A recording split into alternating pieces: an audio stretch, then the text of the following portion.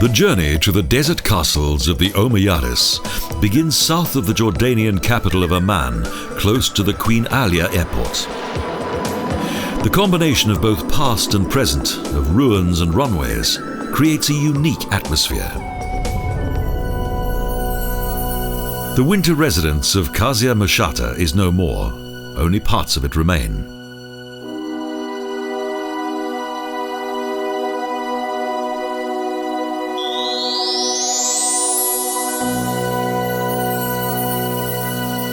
In spite of its poor condition, this desert castle is exceptional among the former residences of the Omayyad monarchy.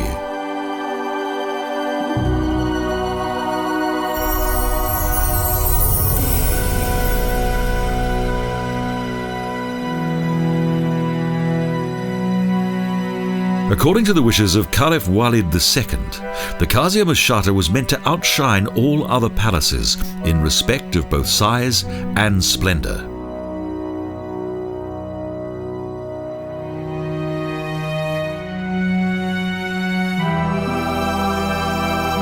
However, construction of the castle was never completed. The vision of the Caliph was thus never realized. Indeed, the land here contained insufficient water.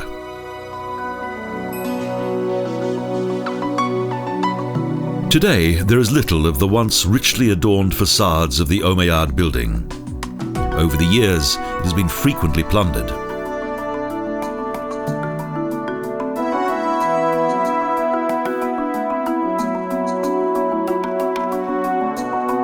The interior of the complex, that was surrounded by a 144-metre-long wall and 25 towers, still contains the remains of 3 large complexes.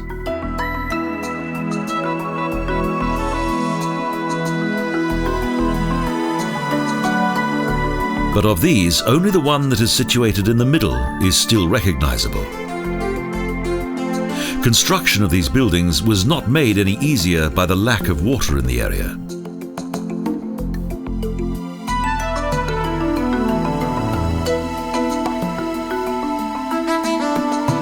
In the middle of the 8th century, hundreds of forced labourers lost their lives during the construction of the gigantic but never completed desert castle of the Caliph.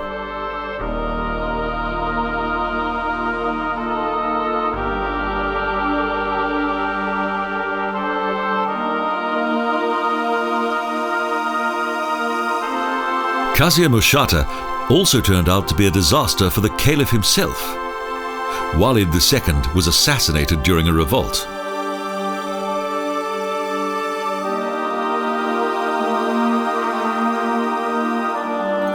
This changed things. At his accession to the throne, the successor of the dead Caliph swore that no further castles would be built.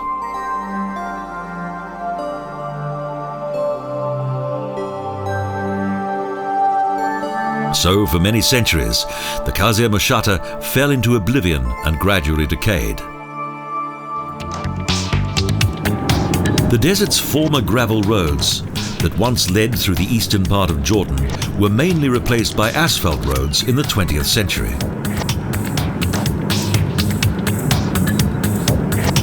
Along the former legendary caravan routes, electricity pylons indicate more recent times.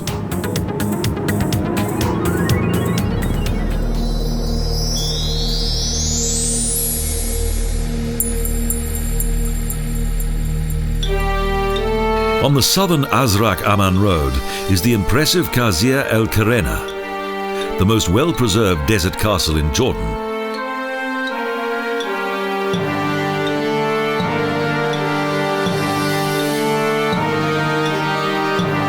This massive, fortified Omayyad building cannot hide its military character. It's still plain to see, even today.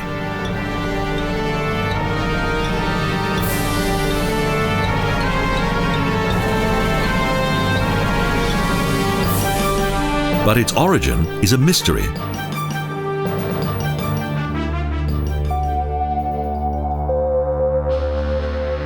A wall that is up to 3 meters thick encircles the Qasr Al-Kharaneh. The slits in the walls were not used for hostile purposes.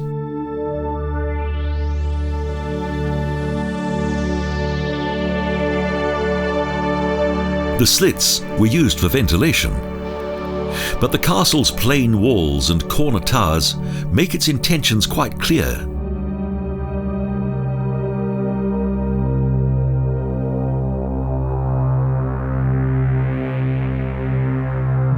Today the palace is open to the public.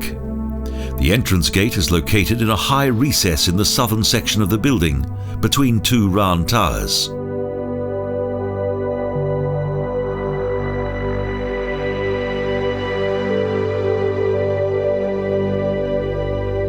The origins of the complex are unclear.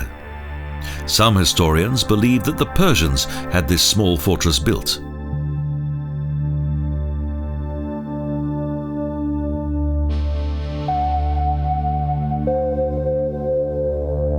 Some of its architectural features, such as the Mesopotamian walls and decorative elements of the upper section, indicate Persian influence.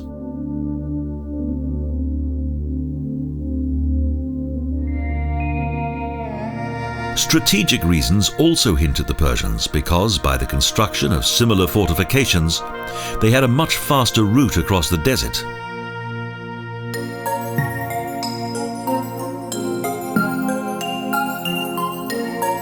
There are also many traces that date from early Omayyadic times.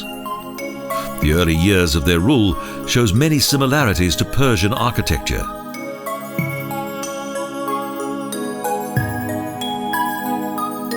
The Iraqi-Iranian arches were a popular design. As little is known of the former masters of the Qasr El-Kharaneh, the former function of the building is also uncertain.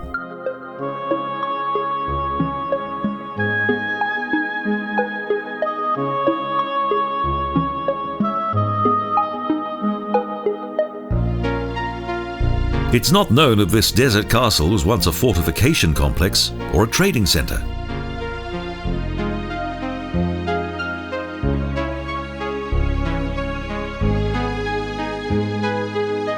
Apart from two small inscriptions that date back to 710 AD, there's no written record that refers to the construction of this extraordinary building.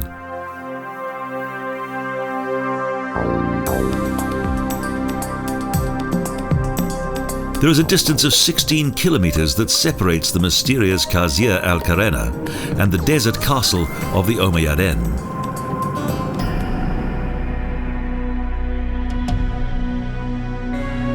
On the other side of the wadi are the architectural remains of a fairy tale-like hunting castle, the Qusayr Amra.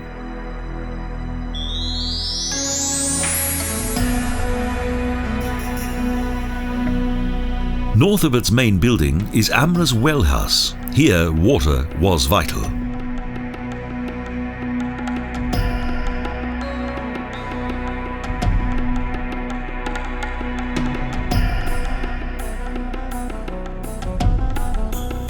The well not only consisted of a deep hole, but also a reservoir that could store up to 14 cubic meters of water.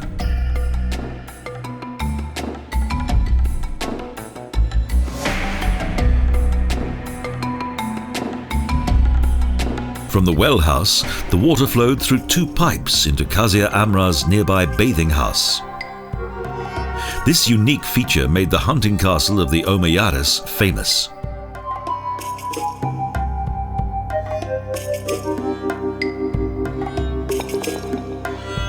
Amra's bathing house highlights the luxurious lifestyle of the former monarchs in the east of Jordan.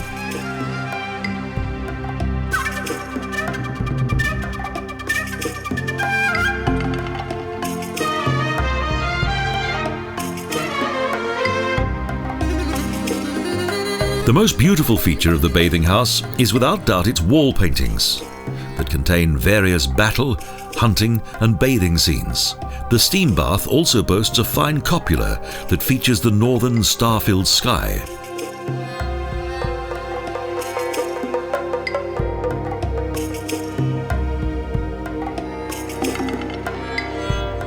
The three-aisled barrel-vaulted audience hall of Qasr Amra contains artistic frescoes that feature scenes taken from the daily life of the Omayyad monarchs.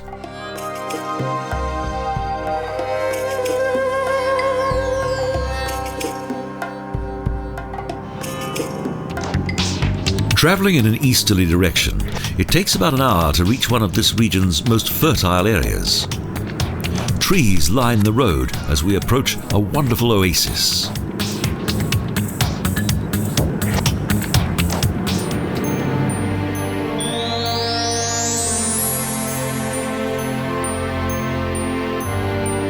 Azraq is located 100 kilometres east of Amman on the edge of a sandy desert. Even today, the Qasr Al Azraq Castle impresses with its dark basalt stone.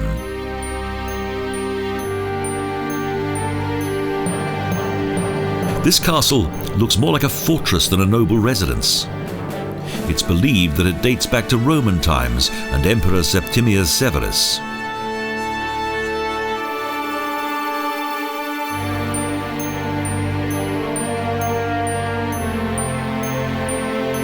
Diocletian, who ruled in around 300 years AD, improved and enlarged this Roman fortress.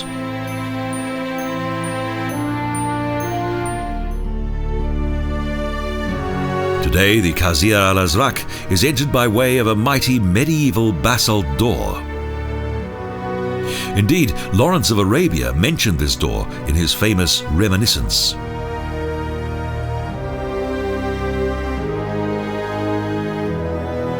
The legendary writer and adventurer lived in this old address in the winter of 1917-1918.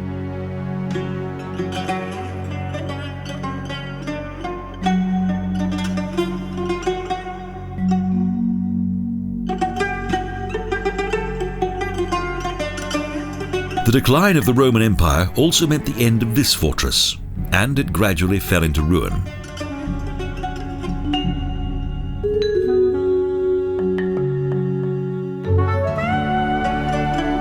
However, in 743 AD, it was rediscovered and repaired.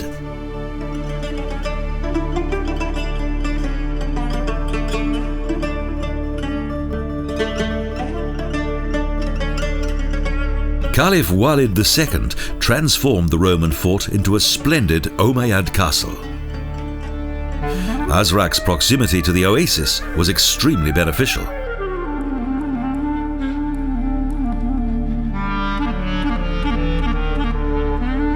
The swampy areas here were known for their abundant fauna. Walid II was a passionate hunter and appreciated living close to this hunting area.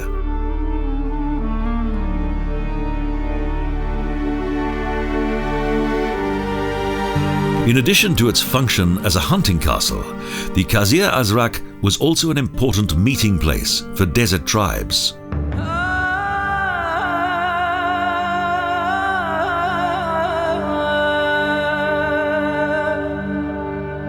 Walid II knew well how to impress the leaders of the various Bedouin tribes and how to keep them under his control.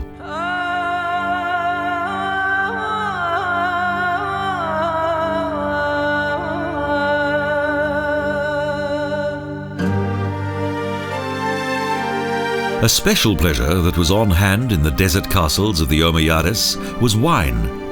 Here, beyond the strict cities of Islam, the monarchs could enjoy their favourite tipple.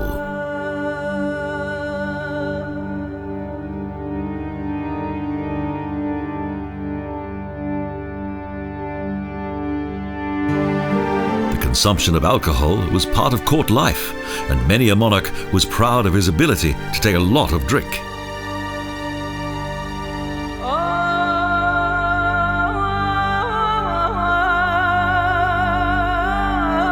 With the decline of the Omayyad realm, Qasr Azraq was once again left to decay, this time for several centuries.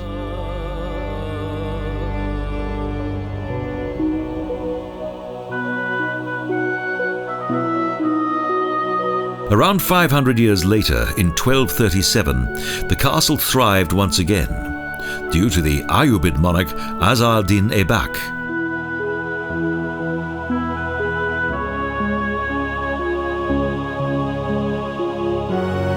This El Muazzam king, who resided in Damascus, had several of the buildings rebuilt. In the war against the approaching Crusaders, this oasis and also the old ruin took on great strategic importance.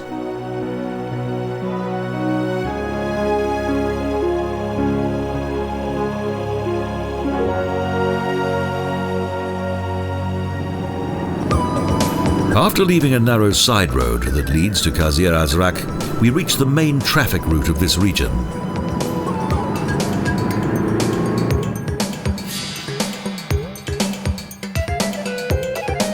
At the side of the road are several monuments to the present King of Jordan.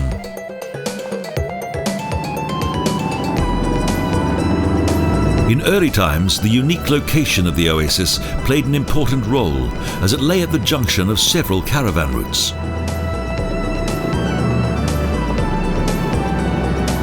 Azraq is still busy with traffic. Good roads lead to Saudi Arabia as well as to Syria and Iraq.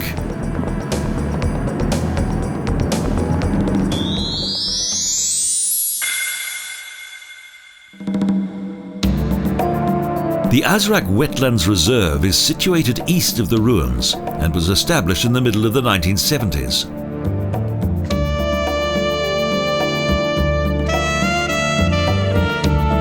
This fertile reserve is particularly beautiful in spring and autumn, the main migration period for birds.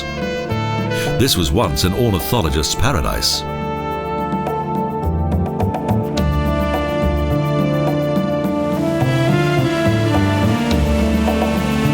The precious water flows in abundance from the earth, thus the plants here flourish and create an amazing landscape.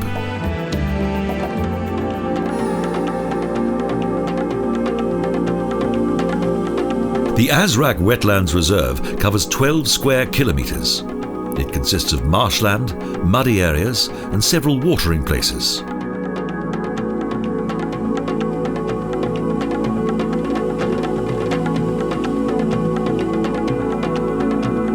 It's an ideal habitat for migrating birds. In 1970, around 300 different species of bird were recorded here.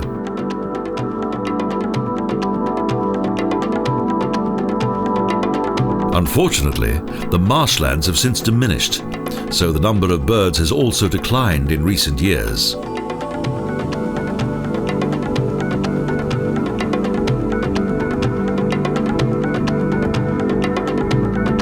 The reason for this is due to the increasing quantity of water that is being consumed by the city of Amman. Water is being pumped from the oasis relentlessly.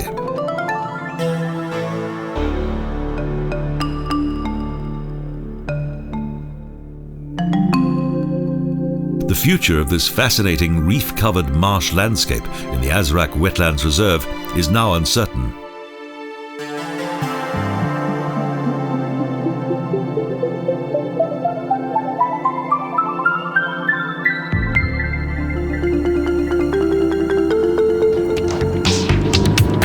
Our journey now leads north and to another fascinating ruin that dates back to the time of the Omayyades.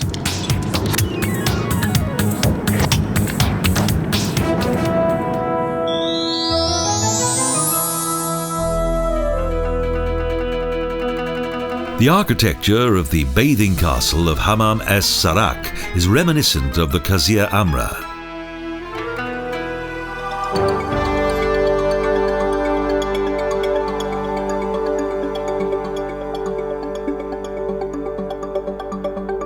Likewise, the bathing area is linked to the audience hall. However, unlike the Qasr Amra, the interior of the Hamam es-Sarakh has no wall paintings.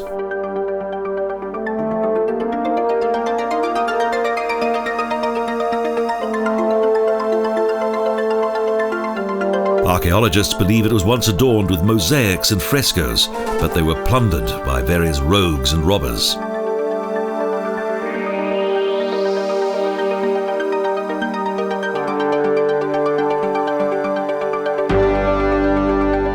The water travelled from an 18-metre deep well next to the building, which was fed by a system of pumps.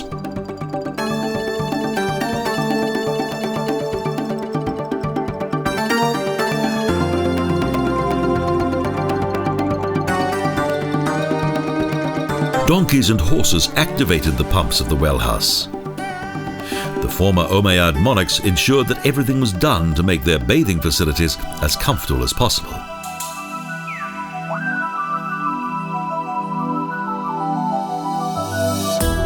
Unlike the former audience hall of the complex, from which only the main walls have survived, the bathing house of Hamam es-Sarakh has been almost completely restored.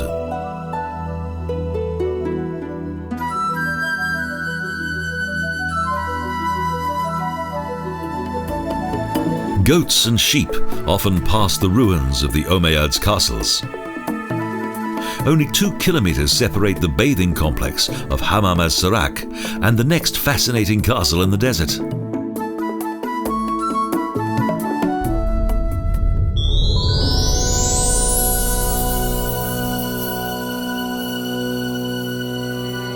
The history of the Qasr Al-Hallabat began in the 2nd century AD, when Roman troops built a small fortress here.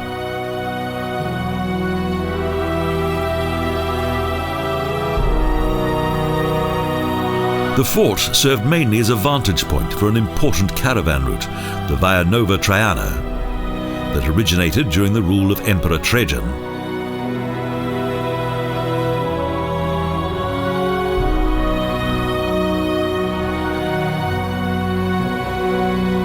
An ancient inscription indicates that the fort was again enlarged during the 3rd century.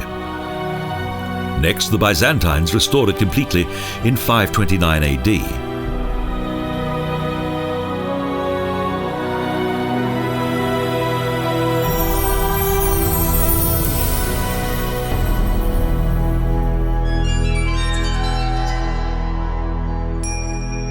When the Omayyades came into power, they destroyed the Roman Byzantine buildings and built a new, luxurious desert castle on this site.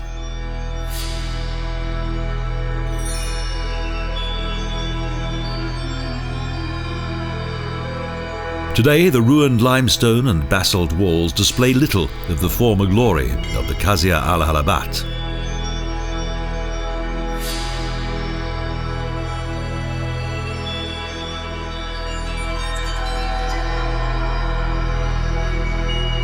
However, some elements of the complex still demonstrate how important were both decoration and design to the Omayyad monarchy.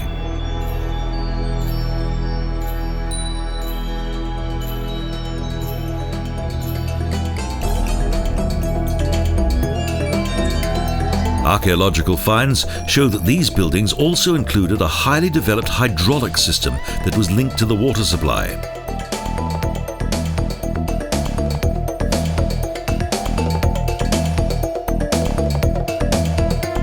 Traces of ancient mosaics and numerous frescoes indicate not only the wealth of the former caliphs, but also the appreciation of art of the Omayyad monarchs.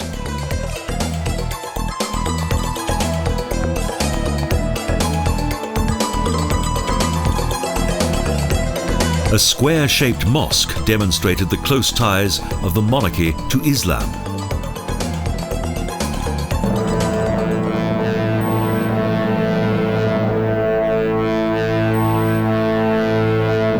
Entrance to the Qasr Al-Hallabat Mosque was highly restricted. Only the caliph and members of his court were allowed to enter.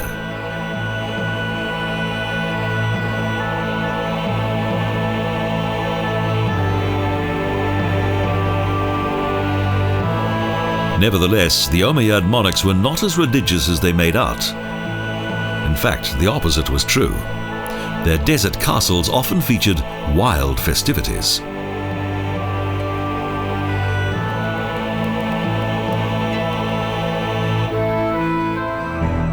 The caliphs surrounded themselves with beautiful women. The Islam harem was introduced by the Omayyad caliphs, and most notably Walid II.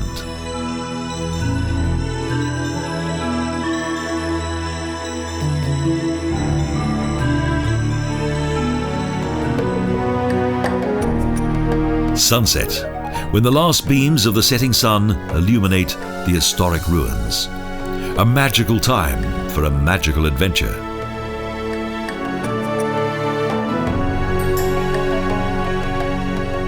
Times like this transform any journey to the ancient and mysterious Omayyad kingdom into an unforgettable and atmospheric adventure.